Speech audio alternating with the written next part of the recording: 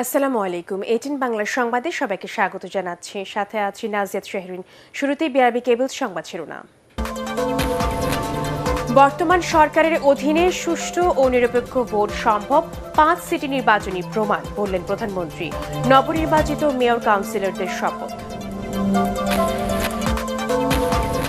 মিথ্যা আশ্বাসে আওয়ামী লীগকে আর ভোট দেবে না জনগণ, মন্তব্য মির্জা ফখরুলের। বিএনপির সাথে সংলাপে প্রশ্নে ওঠে না, বললেন তথ্যমন্ত্রী।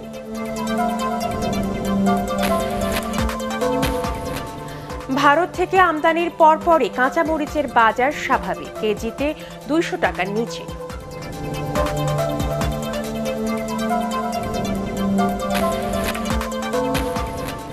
এলপিজির দাম 12 কেজির সিলিন্ডারে 75 টাকা কমল, নতুন দর 999 টাকা।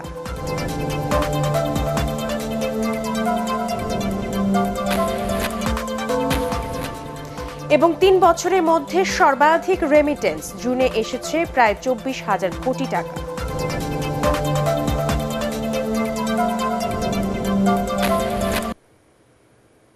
শুনছিলেন বিআরবি কেবল সংবাদ শিরোনাম। এবারে বিস্তারিত। বর্তমান সরকারের অধীনে যে সুষ্ঠু ও নিরপেক্ষ ভোট সম্ভব, 5 সিটি নির্বাচনী এর প্রমাণ বলে মন্তব্য করেছেন প্রধানমন্ত্রী শেখ হাসিনা। প্রধানমন্ত্রীর কার্যালয়ে নবনির্বাচিত মেয়র ও কাউন্সিলরদের শপথ পড়িয়ে দল মত নির্বিশেষে জনগণের আকাঙ্ক্ষা পূরণে কাজ করে যেতে জনপ্রতিনিধিদের আহ্বান জানান প্রধানমন্ত্রী। মনিউর রহমানের রিপোর্ট। সম্প্রতি গাজীপুর ও সিলেট সিটি কর্পোরেশন নির্বাচনে মেয়র নির্বাচিত হন নতুন মুখ জাহেদা খাতুন ও আওয়ামী লীগ মনোনীত প্রার্থী আবুল খায়ের আবদুল্লাহ খোকন সেনিয়াবাদ। অন্যদিকে খুলনায় তৃতীয় মেয়াদে মেয়র নির্বাচিত হয়েছেন মহানগর আওয়ামী লীগের সভাপতি তালুকদার আব্দুল খালেক। নবনির্বাচিত মেয়রদের শপথ করান প্রধানমন্ত্রী শেখ হাসিনা। অনুরাগ বা বিরাগের বশবর্তী না হইয়া অনুষ্ঠানের দ্বিতীয় পর্বে মেয়র হিসেবে শপথ নেন সিলেটের আনোয়ারুজ্জামান চৌধুরী ও রাজশাহীতে তৃতীয়বারের মতো নির্বাচিত AHM খায়রুজ্জামান লিটন। অন্যদিকে এই 5 সিটির 233 জন সাধারণ ও সংরক্ষিত ওয়ার্ড কাউন্সিলরদের শপথ পাঠ করান স্থানীয় সরকার মন্ত্রী তাজুল ইসলাম। এ সময় জনপ্রতিনিধিদের জনগণের সেবক হিসেবে কাজ করার আহ্বান জানান প্রধানমন্ত্রী। এই যে সিটি কর্পোরেশনগুলি একে একে নির্বাচন হলো, মানুষ স্বাধীনভাবে তার ইচ্ছামতো ভোট দিতে পারলো, এটাই হচ্ছে গণতান্ত্রিক ধারাবাহিকতা অব্যাহত আছে বলেই তার ফলে আওয়ামী লীগ সরকার আমলে নির্বাচন যে অবাধ সুষ্ঠু হয়, নিরপেক্ষ হয়, সেটাই আমরা প্রমাণ করেছি। আমি চাই জনগণের সেবক হিসেবেই আপনারা আপনাদের স্ব এলাকায় কাজ করবেন। বিভিন্ন সিটি কর্পোরেশনের দেয়া বরাদ্দের কথা তুলে ধরে গাজীপুর সিটিকে বিশ্বমানের করতে কাজ করার কথা বলেন সরকার প্রধান। একটা কথা মনে রাখতে হবে, আপনারা জনগণের ভোটে নির্বাচিত হয়ে এসেছেন। জনগণের আস্থা বিশ্বাস আপনাদের উপর, সে যে দলেরই হন না কেন, জনগণের সেবা করাটা কিন্তু আপনাদের কর্তব্য। আমি প্রধানমন্ত্রী হিসেবে দলমত নির্বিশেষে সবাইকে কথাই বলবো যে আমরা যখন কাজ করি, আমরা কিন্তু প্রত্যেকটা এলাকার উন্নয়ন করি।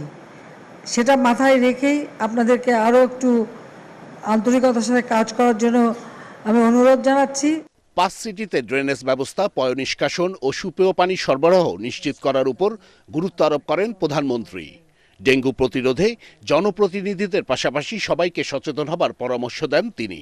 আমি আপনাদের কাছেই জিজ্ঞেস করি, আপনারাই বলেন, বাংলাদেশের রাস্তাঘাট, পয়ঃনিষ্কাশন, সুপেয় পানি সহ মানুষের অর্থনৈতিক উন্নতির এবং মানুষের জীবন মান উন্নত হয়ে বাংলাদেশ বদলে গেছে কিনা এবার আপনাদের কাছেই জানতে চাই। বলেন, বদলে গেছে বাংলাদেশ? মনিউর রহমান, ATN বাংলা, ঢাকা। মিথ্যা আশ্বাসে দেশের মানুষ আর আওয়ামী লীগকে ভোট দেবে না বলে মন্তব্য করেছেন বিএনপি মহাসচিব মির্জা ফখরুল ইসলাম আলমগীর। দলের নয়াপল্টন কার্যালয়ের সামনে বিক্ষোভ সমাবেশে তিনি বলেন, সরকারি দুঃশাসন থেকে মুক্তি চায় মানুষ। দেশকে সংকট মুক্ত করতে অবিলম্বে ক্ষমতাসীনদের পদত্যাগের দাবি জানান বিএনপি মহাসচিব। কামরুজ্জামান রাজীবের রিপোর্ট। ঢাকা মহানগর পূর্ব ছাত্রদল সভাপতিকে গ্রেপ্তারের প্রতিবাদে নয়াপল্টন কেন্দ্রীয় কার্যালয়ের সামনে তাৎক্ষণিকভাবে বিক্ষোভ মিছিল ও সমাবেশের আয়োজন করে মহানগর দক্ষিণ বিএনপি। সমাবেশে অংশ নিয়ে বিএনপি নেতারা অভিযোগ করেন, আন্দোলন দমাতে পরিকল্পিতভাবে বিএনপির সক্রিয় নেতাদের গ্রেপ্তার করা হচ্ছে, কিন্তু তাতে কোনো লাভ হবে না। জনগণ আওয়ামী লীগের দুর্নীতি দুঃশাসন থেকে মুক্তি চায় দাবি করে ফখরুল বলেন, আওয়ামী লীগকে মানুষ আর বিশ্বাস করে না। আমাদের অভিজ্ঞতা কি বলে ভাই, আওয়ামী লীগ সরকারের অধীনে নির্বাচন কি কোনোদিন নিরপেক্ষ, অবাধ, গ্রহণযোগ্য হতে পারে? ভোটই দিতে পারে না, আর নির্বাচন হবে কোত্থেকে? এই ভাঙ্গা নৌকার লোকে আর উঠবে না। নির্বাচন, অবশ্যই নির্বাচন বাংলাদেশের প্রতিটি মানুষ চায়, সেই নির্বাচনে তারা ভোট দিতে চায়। মির্জা ফখরুল অভিযোগ করেন, পুলিশ প্রশাসন সহ সব ক্ষেত্রে রদবদল করে ক্ষমতাসীনরা নিজেদের শেষ রক্ষার চেষ্টা করছে। জনতার দাবি মেনে পদত্যাগ না করলে পরিণতি ভালো হবে না বলেও হুঁশিয়ার করেন তিনি। কথা খুব পরিষ্কার, পদত্যাগ করেন অবিলম্বে। যত দিন যাবে ততই দেশের ক্ষতি হবে, মানুষের ক্ষতি হবে, ততই গণতন্ত্র ক্ষতিগ্রস্ত হবে। পরে একটি বিক্ষোভ মিছিল নয়াপল্টন কার্যালয়ের সামনে থেকে শুরু হয়ে বিজয়নগর ও শান্তিনগর হয়ে আবারও কার্যালয়ের সামনে এসে শেষ হয়। কামরুজ্জামান রাজীব, এটিএন বাংলা, ঢাকা। সংসদে বিএনপি থাকলে নির্বাচনকালীন সরকারে থাকার সুযোগ থাকত বলে মন্তব্য করেছেন তথ্য ও সম্প্রচার মন্ত্রী ডক্টর হাসান মাহমুদ। সচিবালয়ে একটি বইয়ের মোড়ক উন্মোচন অনুষ্ঠানে তিনি বলেন, তত্ত্বাবধায়ক সরকার নিয়ে বিএনপির সাথে সংলাপে প্রশ্নই ওঠে না। সাংবাদিকদের এক প্রশ্নের জবাবে গণ অধিকার পরিষদের নূর ও রেজা কিবরিয়ার বাহাসকে রাজনৈতিক কৌতুক বলেও উল্লেখ করেন তথ্যমন্ত্রী। তাদের কারোর সাথে আওয়ামী লীগ যোগাযোগ করেনি বলেও জানান তিনি। বিএনপি তো সংসদে নাই, সংসদে থাকলে তো নির্বাচনকালীন সরকারে হয়তোবা সেটি প্রধানমন্ত্রীর এখতিয়ার, যদি সংসদে তারা থাকতো হয়তোবা সেই ক্ষেত্রে সুযোগ থাকতো। তত্ত্বাবধায়ক সরকার ইস্যুতে সংলাপের প্রশ্নই আসে না। রাজনীতিতে রেজা কিবরিয়া এবং নুরুল হক নুরু কিছু কৌতুকের জন্ম দিয়েছে, তাদের কোনো জনভিত্তি নাই, তারা শুধু টেলিভিশনে আর নিজেদের মধ্যে কাদা ছোড়াছুড়িতেই ব্যস্ত। নির্বাচন নিয়ে যুক্তরাষ্ট্রে যে কোনো পরামর্শকে স্বাগত জানালেও এ ব্যাপারে সরকারি সিদ্ধান্ত নেবে বলে জানিয়েছেন পররাষ্ট্রমন্ত্রী ডক্টর এ কে আব্দুল মোমেন। জাতিসংঘের দুর্যোগ প্রতিরোধ সংক্রান্ত একটি প্রতিনিধি দলের সঙ্গে সাক্ষাৎ শেষে মন্তব্য করেন তিনি। মন্ত্রী বলেন, গ্রহণযোগ্য নির্বাচন আয়োজনে প্রস্তুত সরকার। র্যাবের ওপর মার্কিন নিষেধাজ্ঞাকে অযথা উল্লেখ করে তিনি বলেন, দেশটির ভিসা নীতি নিয়ে সরকার চিন্তিত নয়। ওরা আমাদের কত শিখাবে আমি জানি না, বাট যদি কোনো ব্রাইট আইডিয়া আছে will approve it, will like it, যদি থাকে আর কি কোনো bright idea. We have nothing to hide and nothing to say no. আমরা we need to have more engagement with them. ভারত থেকে আমদানির পরপরই বাজারে কাঁচামরিচের দাম এক লাফে 200 টাকার নিচে নেমেছে। বিভিন্ন জেলায় মোকামেও দেশি মরিচের দাম সমন্বয় করা হয়েছে। এতে স্বস্তি ফিরেছে সাধারণ মানুষের মধ্যে। মনির হোসেন তপুর রিপোর্ট।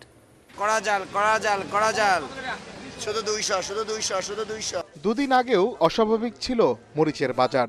দেশে টানা বর্ষণে মরিচ আবাদ ক্ষতিগ্রস্ত হওয়ায় এর দাম দফায় দফায় বাড়ানো হয়েছে।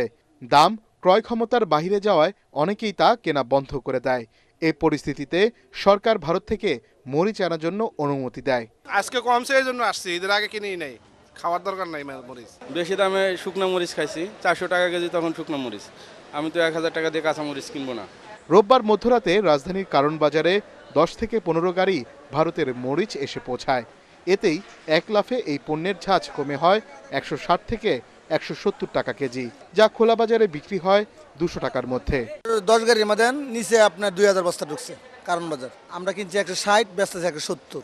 আজ ভারত বন্ধ, আবার এই দাম ওই সাবেক 300-400 টাকা কেজি, কোনো মিস নাই। এদিকে ভারতের মরিচ বাজারে আসায় অনেকটা বাধ্য হয়েই দেশি মরিচের দাম কমিয়েছে ব্যাপারীরা। কোনো জিনিসের শর্ট নাই, ঠিক আছে, নাহলে হুট করে তো আজকে 200 টাকা হয়ে গেছে মরিচ। এক সপ্তাহ আগে দেখলাম 1000 টাকা, এটা তো সম্ভব না। একটা বললেই ধরেন যে সেটা গুজবে রোডে যায়, তখন এর উপর ভিত্তি করে দেখা যাচ্ছে যে মার্কেটে দাম বেড়ে যায়। কিছু অসাধু ব্যবসায়ী আছে, তারা হঠাৎ করে সিন্ডিকেট করে তারা দাম বাড়ায়, কিন্তু ওই 1-2 দিন থাকে, এখন তো দাম 200 টাকা করে অনেক কমে গেছে। 2-1 দিনের মধ্যে মরিচের দাম আরও কমার সম্ভাবনা রয়েছে বলছেন ব্যবসায়ীরা। মনির হোসেন তপু, এটিএন বাংলা, ঢাকা। দেশে ভোক্তা পর্যায়ে তরলীকৃত পেট্রোলিয়াম গ্যাস এলপিজির দাম 12 কেজিতে 75 টাকা কমিয়েছে এনার্জি রেগুলেটরি কমিশন। চলতি মাসের জন্য প্রতি 12 কেজি সিলিন্ডারের দর নির্ধারণ করা হয়েছে 999 টাকা। সন্ধ্যা 6টা থেকে কার্যকর হয়েছে নতুন দর। এর আগে জুনে এই দাম ছিল 1074 টাকা। বিইআরসি নতুন দর অনুযায়ী মূল্য সংযোজন কর সহ বেসরকারি এলপিজির দাম প্রতি কেজি 83 টাকা 21 পয়সা নির্ধারণ করা হয়েছে। গত মাসে এর দাম ছিল 89 টাকা 48 পয়সা। এই হিসেবে বিভিন্ন আকারের এলপিজি সিলিন্ডারের দাম নির্ধারিত হবে। বিইআরসি চেয়ারম্যান মোহাম্মদ নুরুল আমিন নতুন এই দর ঘোষণা করেন। সারা দেশে ডেঙ্গুতে 24 ঘন্টায় 4 জনের মৃত্যু। একই সময়ে হাসপাতালে ভর্তি হয়েছেন 436 জন। এর মধ্যে ঢাকার বিভিন্ন হাসপাতালে ভর্তি হয়েছেন 174 জন, আর ঢাকার বাইরের বিভিন্ন হাসপাতালে ভর্তি হয়েছেন 262 জন। স্বাস্থ্য অধিদপ্তর থেকে পাঠানো সংবাদ বিজ্ঞপ্তিতে এসব তথ্য জানানো হয়। দেশে এডিস মশা বাড়ার পেছনে জলবায়ু পরিবর্তনের প্রভাব বড় ফ্যাক্টর বলে জানিয়েছেন গবেষকরা। তাপমাত্রা বেড়ে যাওয়ায় এবং ঋতু পরিবর্তনে বর্ষার আগে ও পরে বৃষ্টিপাত থাকায় এডিস মশার প্রজনন মৌসুম বেড়েছে বলে জানান তারা। যুক্তরাজ্যের একটি বিশ্ববিদ্যালয়ের গবেষণা প্রতিবেদনে এমন তথ্য তুলে ধরে বলা হয়, মশার লার্ভা ধ্বংস করতে কেবল বর্ষা মৌসুমই নয়, কাজ করতে হবে বছর জুড়ে। আরও জানাচ্ছেন একরামুল হক সায়েম। এক দশক আগের তুলনায় এখন দেশে ডেঙ্গু আক্রান্তের হার বেড়েছে 8 গুণ, মৃত্যু হয়েছে দ্বিগুণ। এবছর ডেঙ্গু মারাত্মক রূপ নিতে পারে বলে সতর্ক করছেন গবেষকরা। বাংলাদেশে এই ডেঙ্গু পরিস্থিতি নিয়ে গবেষণা করেছে যুক্তরাজ্যের কিলি বিশ্ববিদ্যালয়। এতে বলা হয়, গত এক দশকে তাপমাত্রা বেড়েছে 0.4 ডিগ্রি সেলসিয়াস। একই সময় বৃষ্টিপাতের পরিমাণ 314 মিলিমিটার কমলেও মৌসুম পরিবর্তন করেছে বর্ষা, যা ডেঙ্গুর ভয়াবহ ঝুঁকিতে ফেলেছে বাংলাদেশকে। ডেঙ্গির এখন যে নতুন করে এত বড় আকার ধারণ করা দেখছি, এটা মোস্টলি ক্লাইমেট চেঞ্জের কারণে হচ্ছে। একটা মশার যে এক্সটেন্সিভ ইনকিউবেশন পিরিয়ড, এটা কমপ্লিট হতে সময় লাগে আমার 300 ডিগ্রি আওয়ারের মতো। তাহলে আমরা দেখতে পাচ্ছি যে এই 0.4 ডিগ্রি সেলসিয়াস টেম্পারেচারের জন্য আমরা এক্সট্রা 10 জেনারেশন মস্কুইটো পাচ্ছি, যেটা আমাদেরকে সংক্রমণ করতে সক্ষম। প্রি মনসুন এবং পোস্ট মনসুন সিজনে আমাদের প্রচুর বৃষ্টিপাত হচ্ছে এখন, যে কারণে মশা সিজনটা বড় হয়ে যাচ্ছে।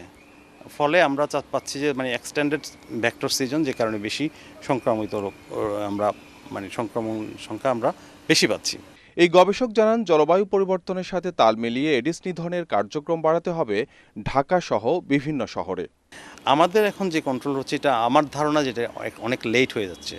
তখন এনভায়রনমেন্টে অলরেডি অনেকগুলো ইনফেক্টেড মস্কুইটো থাকে, যেটা তখন কন্ট্রোল করা খুব ডিফিকাল্ট। কমিউনিটি এঙ্গেজমেন্টের মাধ্যমে আমরা মশার লার্ভি এবং হ্যাবিটেটগুলো নষ্ট করতে হবে, এবং এটা কন্টিনিউ করতে হবে থ্রু আউট দ্য ইয়ার, শুধুমাত্র rainy season. It should start from February around vector সিজনের এন্ড পর্যন্ত কন্টিনিউয়াস করতে হবে।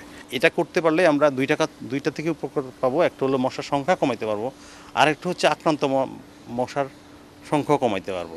গবেষণায় আরও বলা হয়, বিশ্বের বিভিন্ন দেশে ডেঙ্গু আক্রান্তের হার বাড়লেও কমছে মৃত্যু হার, তবে তা বেড়ে চলেছে বাংলাদেশে। ইকরামুল হক সায়েম, এটিএন বাংলা, ঢাকা। আবারও বাড়ল প্রবাসী আয়। গত 3 বছরের মধ্যে জুন মাসে সবচেয়ে বেশি রেমিটেন্স এসেছে দেশে। এর পরিমাণ প্রায় $220 কোটি বা 23,859 কোটি টাকা। ঈদের সময় বৈধ পথে অর্থ আসার পরিমাণ বাড়ায় রেমিটেন্সে ইতিবাচক ধারায় ফিরেছে বলে মনে করেন বিশ্লেষকরা। শরফুল আলমের রিপোর্ট। অন্য যে কোনো সময়ের চেয়ে উৎসব পার্বণে বেশি পরিমাণ অর্থ পাঠান প্রবাসী কর্মীরা। রোজার ঈদে কাঙ্ক্ষিত না হলেও কোরবানির ঈদে রেকর্ড পরিমাণ প্রবাসী আয় দেশে আসে। পরিসংখ্যান বলছে, জানুয়ারিতে 196, ফেব্রুয়ারিতে 156, মার্চে রেমিটেন্স আসে $202 কোটি। এপ্রিল ও মে মাসে অর্থনীতির এই সূচক কমতে থাকলেও জুনে আবারও ঘুরে দাঁড়ায় রেমিটেন্সের এই প্রবাহ। যারা রেমিটেন্স পাঠায় তাদেরকে উদ্বুদ্ধ করা, একটা অ্যাওয়ারনেস প্রোগ্রাম করা যে তারা বৈধ পথে টাকা পাঠাবে, এটাই সবচেয়ে বড় বিষয়টা কাজ করেছে। বৈধ পথে টাকা পাঠানোর ক্ষেত্রে আমরা যেটা মনে করি যে আমাদের যারা টাকা পাঠাচ্ছে তাদের ভিতর কিন্তু একটা অনুভূতি প্রকাশ করছে তারা, যে আমরা এখন বৈধ পথে টাকা পাঠাবো। বাংলাদেশ ব্যাংকের তথ্য অনুযায়ী সব মিলিয়ে গত অর্থ বছরে প্রবাসীরা $2,161 কোটি রেমিটেন্স পাঠিয়েছেন। আগের অর্থ বছরে যা ছিল $2,103 কোটি।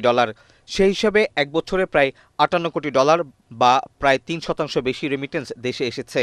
তবে সব ক্ষেত্রে ডলারের একক বিনিময় মূল্য কার্যকর হলে সংগ্রহের এই হার আরও বাড়তে পারে বলছেন ব্যাংকার ও ব্যবসায়ীরা। রেমিটেন্সের ইনফ্লো প্রতিটা ঈদের আগেই বাংলাদেশে আমরা দেখতে পেয়েছি।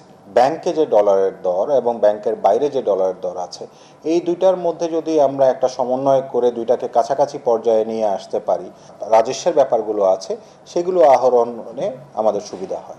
রেমিটেন্সের চাঙাভাবের মধ্যেই ঈদের আগে বিশ্বব্যাংক ও এডিবির ঋণের $52 কোটি দেশে আসে। এতে বৈদেশিক মুদ্রার রিজার্ভ আবারও বেড়ে $31 বিলিয়ন ছাড়িয়েছে। শরফুল আলম, এটিএন বাংলা, ঢাকা। রাজধানীর ফার্ম গেটে ছিনতাইকারীদের ছুরিকাঘাতে ট্রাফিক কনস্টেবল মনিরুজ্জামান নিহতের ঘটনায় 3 জনকে গ্রেফতার করেছে পুলিশ।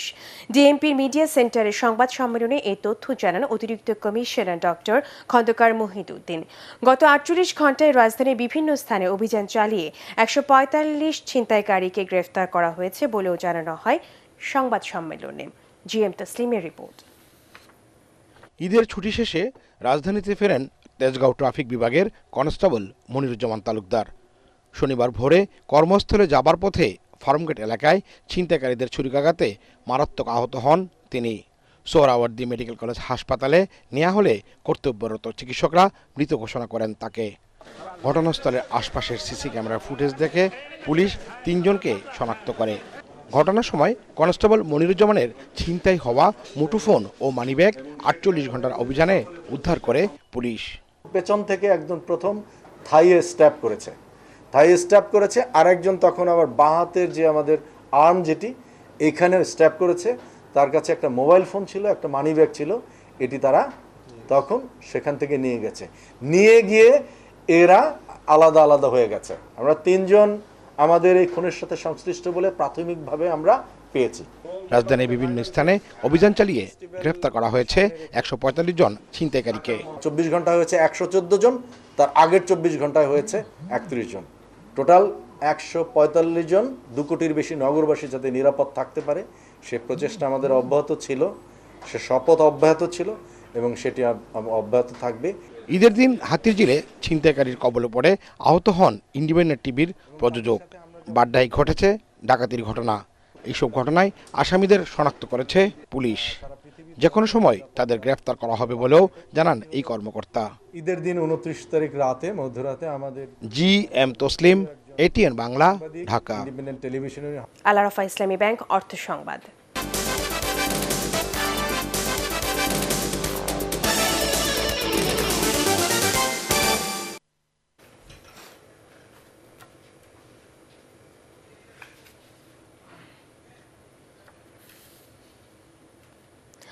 পঞ্চগড়ের বাংলাবান্ধা স্থলবন্দর ইমিগ্রেশনে চালু হলো ডিজিটাল স্ক্যানার ও ই গেট।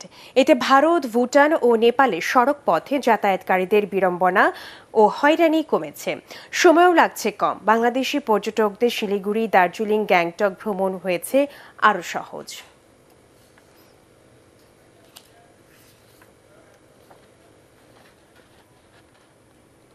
আন্তর্জাতিক সংবাদ।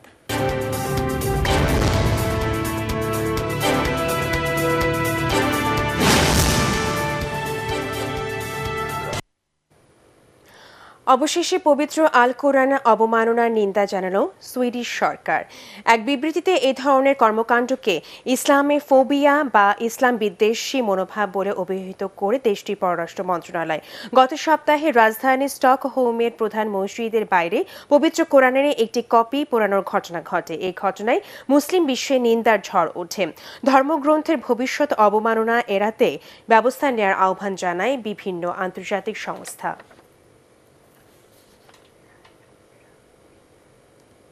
পার্টেক্স খেলার খবর।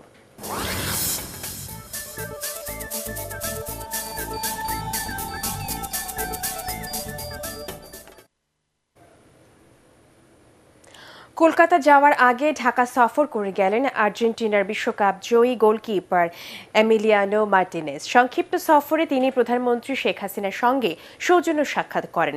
সময়ের অভাবে ভক্ত সমর্থকদের সঙ্গে দেখা হয়নি তার, তবে পুরো দল নিয়েই আবার বাংলাদেশে আসার অঙ্গীকার করে যান এমিলিয়ানো মার্টিনেজ। পরাগ আরমানের রিপোর্ট। মাত্র 11 ঘন্টার সফরে এসে প্রধানমন্ত্রী শেখ হাসিনার সঙ্গে সৌজন্য সাক্ষাৎকারের মধ্য দিয়ে শেষ হয় আর্জেন্টিনার বিশ্বকাপ জয়ী গোলকিপার এমিলিয়ানো মার্টিনেজের ঢাকা সফর। দুপুরে প্রধানমন্ত্রীর কার্যালয়ে সাক্ষাৎ করেন এই ফুটবল তারকা। বিশ্বকাপে মার্টিনেজের অবদানের প্রশংসা করে প্রধানমন্ত্রী শেখ হাসিনা বলেন, আপনি আর্জেন্টিনার জন্য গৌরব নিয়ে এসেছেন, আমি আপনার সফলতা কামনা করি। এমিলিয়ানো মার্টিনেজ বলেন, ফুটবলের প্রতি বাংলাদেশের মানুষের ভালোবাসা, বিশেষ করে বিপুল সংখ্যক আর্জেন্টিনা ফুটবল ভক্ত আছেন জেনে আমি আনন্দিত। এ সময় বিশ্বকাপ জয়ী তারকা বাংলাদেশের প্রধানমন্ত্রীকে আর্জেন্টিনার একটি জার্সি উপহার দেন। এর আগে দীর্ঘ ভ্রমণ শেষে ভোর 5টায় ঢাকায় পৌঁছান লিওনেল মেসির সতীর্থ। বিশ্রাম শেষে স্পন্সর প্রতিষ্ঠান ফান্ডেড নেক্সট কার্যালয়ে নিয়ে যাওয়া হয় এমিলিয়ানো মার্টিনেজকে। বাংলাদেশ ক্রিকেট দলের সাবেক অধিনায়ক মাশরাফি বিন মর্তুজা সন্তানদেরকে নিয়ে মার্টিনেজের সঙ্গে সাক্ষাৎ করেন। এ সময় আইসিটি প্রতিমন্ত্রী জুনায়েদ আহমেদ পলক তাকে বিভিন্ন উপহার দেন। উপহার পেয়ে বেশ খুশি মার্টিনেজ, তবে বাজপাখি উপহার পেয়ে বেশ আপ্লুত তিনি। আর্জেন্টিনা দলের প্রতি বাংলাদেশের মানুষের যে ভালোবাসার কথা শুনে নিজেই আগ্রহী হয়ে এসেছিলেন, তার ছিটে ফোঁটাও পেলেন না মার্টিনেজ। কোনো সেশন না থাকায় প্রিয় তারকাকে এক ঝলক দেখা থেকে বঞ্চিত হলো এদেশের অসংখ্য আর্জেন্টিনার দর্শক সমর্থক। পরাগ আরমান, এটিএন বাংলা, ঢাকা। শেষ করার আগে বিআরবি কেবল সংবাদ শিরোনাম জানিয়ে দেব আরও একবার। বর্তমান সরকারের অধীনে সুষ্ঠু ও নিরপেক্ষ ভোট সম্ভব, 5 সিটি নির্বাচনী প্রমাণ বললেন প্রধানমন্ত্রী। নবনির্বাচিত মেয়র কাউন্সিলরদের শপথ। মিথ্যা আশ্বাসে আওয়ামী লীগকে আর ভোট দেবে না জনগণ, মন্তব্য মির্জা ফখরুলের। বিএনপির সাথে সংলাপে প্রশ্নই ওঠে না বললেন তথ্যমন্ত্রী। ভারত থেকে আমদানির পরপরই কাঁচামরিচের বাজার স্বাভাবিক, কেজি 200 টাকার নিচে।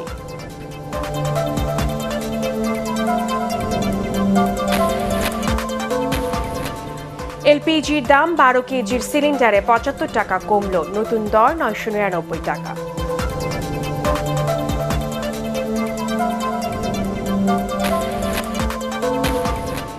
এবং 3 বছরের মধ্যে সর্বাধিক রেমিটেন্স, জুনে এসেছে প্রায় 24,000 কোটি টাকা।